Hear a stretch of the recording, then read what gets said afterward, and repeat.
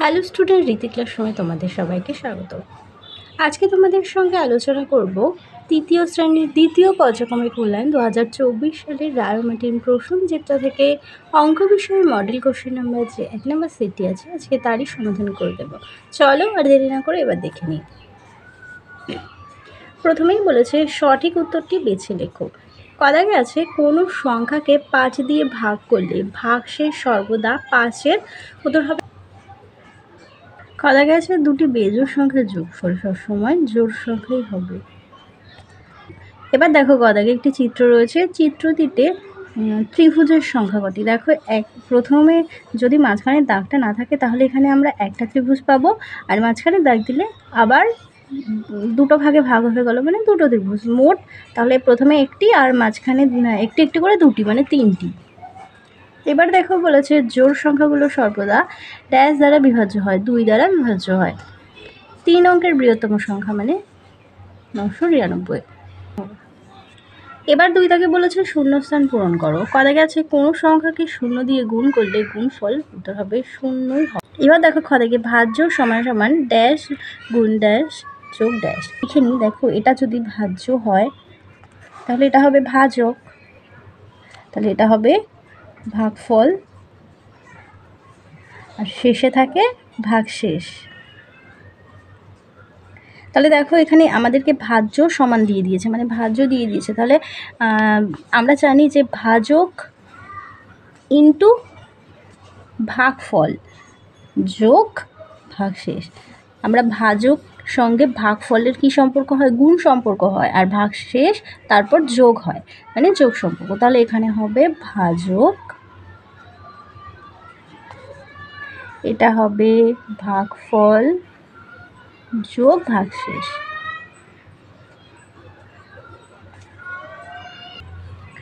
গদাকে আছে একটি বর্গক্ষেত্রের ড্যাশটি বাহু থাকে, উত্তর হবে 4টি।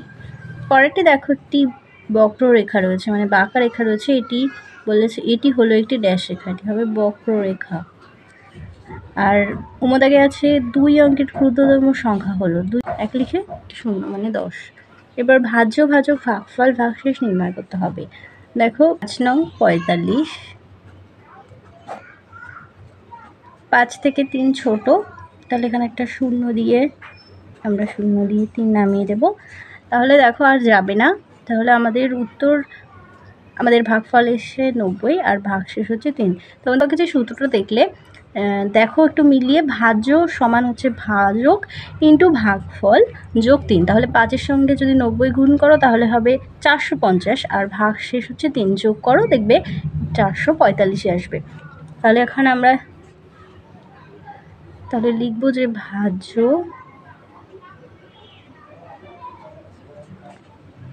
সমান 453 ভাজক 5 ভাগফল 90 ভাগশেষ 3।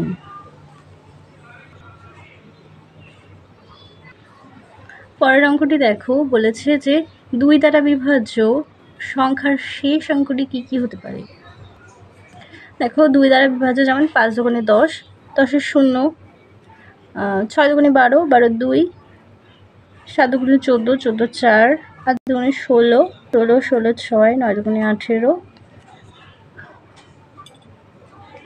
0 2 4 6 8 হতে পারে। 5-এর যোগফল নির্ণয় করো।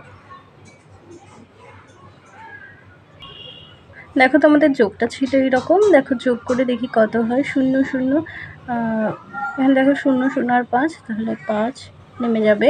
5 5-এ 10 আর 7 হবে 17,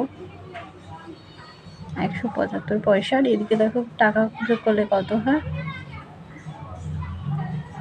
10, 7 আর 3-এ 10, 5 15, হাতে 1, 10 11 12 13।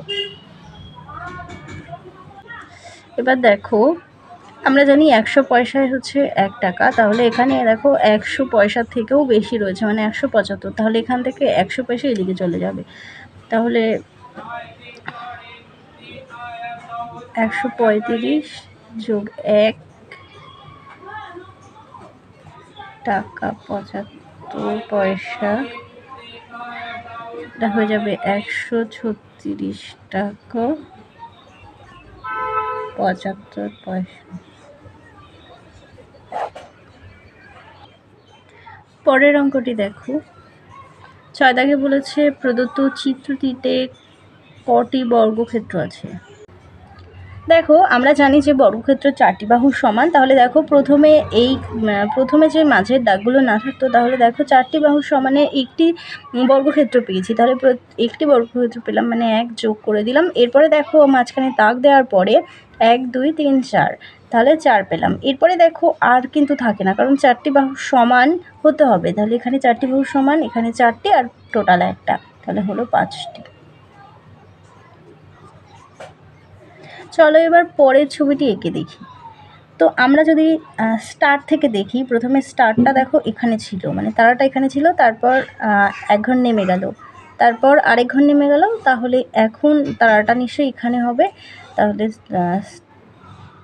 স্টারটা এখানে হবে।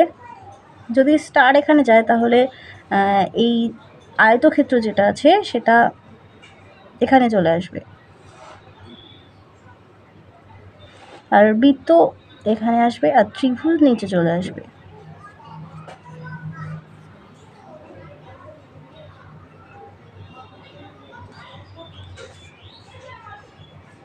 চলো এবার 8 দাগে দেখে নিই। বিয়োগ দিয়েছে, দেখো টাকা পয়সা বিয়োগ করতে হবে।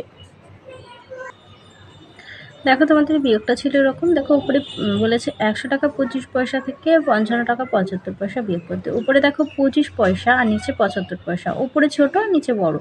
আমরা জানি বিয়োগের সময় ধরে নিতে হয়, তাহলে কি এখান থেকে 100 টাকা থেকে 1 টাকা আমরা ধার নেব। আমরা জানি 1 টাকা সমান হচ্ছে 100 পয়সা। এবার তাহলে 100-র সঙ্গে 25 যোগ করতে হবে। তাহলে এখানে আমরা ধরে নিলাম 100, আর এটা যোগ হলো, তাহলে আমাদের হলো 125। এবার 125-এর থেকে যদি আমরা 75 বিয়োগ করি, যা থেকে 5 গেলে 0, 2কে 12 ধরে নেবো, 7 বাদ দিলে থাকে 5, হাতে 1 1 মিলে গেলে 0, তাহলে এখানে হলো 50 পয়সা। 125 থেকে 75 বিয়োগ করলাম, 50 পয়সা পেলাম। যেহেতু 100 টাকা থেকে 1 টাকা ধার নেওয়া হয়েছিল, তাহলে এটাও কমে যাবে। 1 টাকা কমে গেলে এটা হবে 99 টাকা। তাহলে 99 থেকে এবার 55 বিয়োগ করতে হবে, আর আবার 9 থেকে 5 গেলে থাকে 4। 9 দাগের অঙ্কটি দেখে নিই। বলেছে 24, 77, 54, 62 এবং 33-এর মধ্যে 3 দ্বারা বিভাজ্য সংখ্যা কোনগুলি। চলো দেখো, 3-এর নামটা পড়ে 3 8 24, তার মানে এটা হচ্ছে বিভাজ্য, তার মানে এটাকে ভাগ যাচ্ছে। এরপরে দেখো 77, এটাকে যাচ্ছে না, তাহলে এটা হবে কাটা। এরপরে দেখো 54, তার মানে এটাকেও যাচ্ছে। এরপরে দেখো 3 দুগুণে 6, কিন্তু 2কে তো যায় না, তাহলে এটা যাবে না। এবার এখানে দেখো 3 ওকে 3, 3 ওকে 3, এটাকে যাচ্ছে। তাহলে 24, 54 আর 33 হচ্ছে 3 দ্বারা বিভাজ্য। বলেছে তোমার কাছে 135টি ফুল আছে, ফুলগুলো দিয়ে তুমি 5টি মালা গাঁথলে, প্রতি মালায় কটি করে ফুল থাকবে?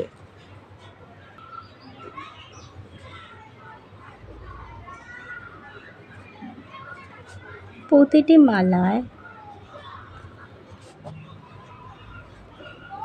ফুল থাকবে 135/5। আমরা ভাগ করলেই উত্তরটা জানতে পারবো।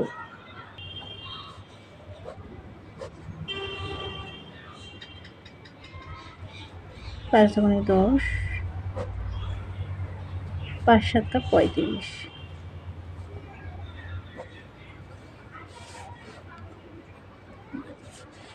উত্তরটি হবে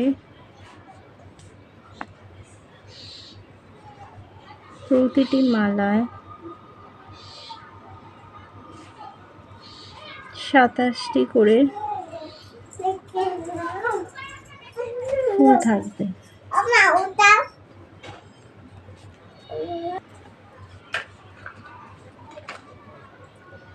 রোহিত পুকুর থেকে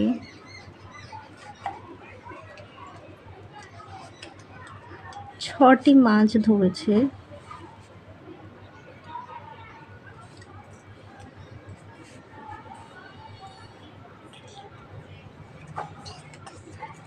প্রতিটি মাছের দাম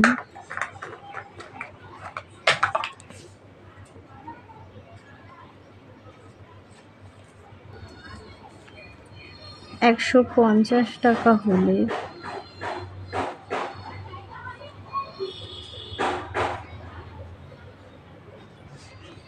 মোট মাছের দাম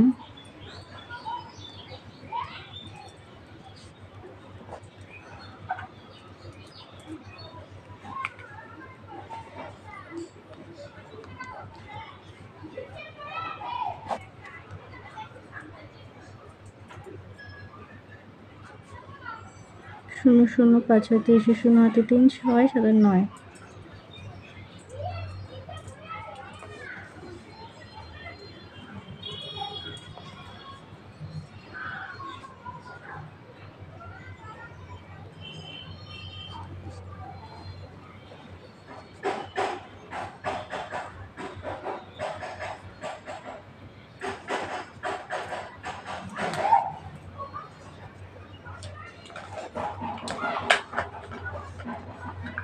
ছটি মাছের দাম 900 টাকা। পরের অঙ্কটি দেখো, কোনো একটি পরিবার প্রতিদিন 125টি পুতুল তৈরি করে। 7 দিনে তারা কটি পুতুল তৈরি করবে?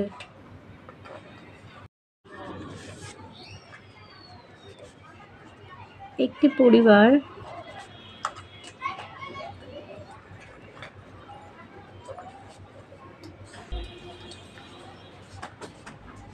একশো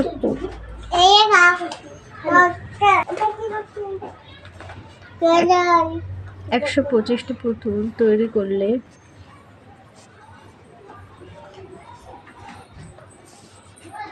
প্রতিদিন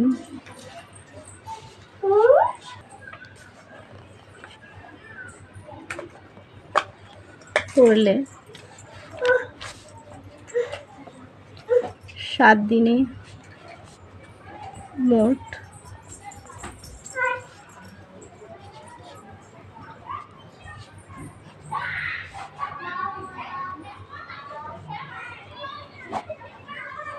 5 7 35 5 হাতে 3 7 দুগুণে 14 17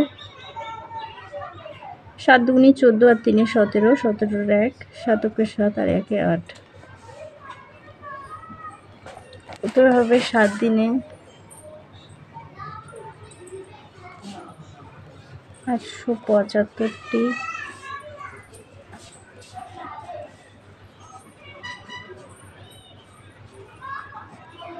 পুতুল তৈরি করবে।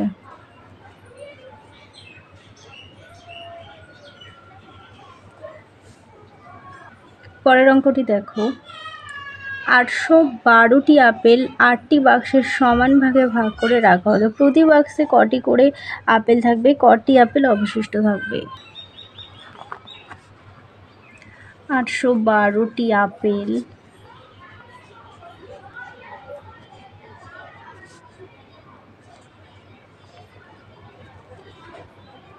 8টি বাক্সে সমান ভাগে রাখা হলো।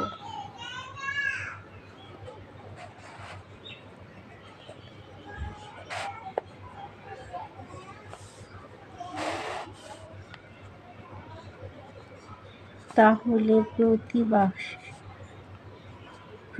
বাক্সে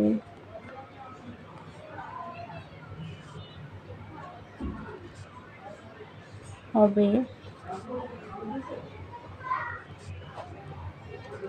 812 ভাগ 8। চল এবার ভাগটা করে দেখি। 8 ওকে 8, দুটো সংখ্যা নামালে আমাদের একটা শূন্য দিয়ে দুটো সংখ্যা নামাতে হবে। আর দুগুণে 16 বেশি হয়ে যাচ্ছে, তাহলে 8 ওকে 8 বিয়োগ করে দেখো, থাকে 4। তাহলে উত্তর হবে প্রতি বাক্সে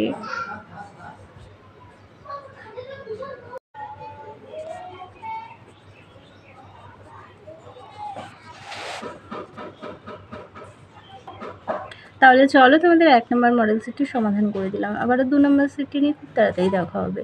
চ্যানেলটিকে ভালো লাগলে অবশ্যই লাইক কমেন্ট ও বন্ধুদের সঙ্গে শেয়ার করতে ভুলো না। আর এখনও যদি চ্যানেলটিকে সাবস্ক্রাইব না করে থাকো অবশ্যই সাবস্ক্রাইব করে পাশে থাকা বেল আইকন প্রেস করে রাখো।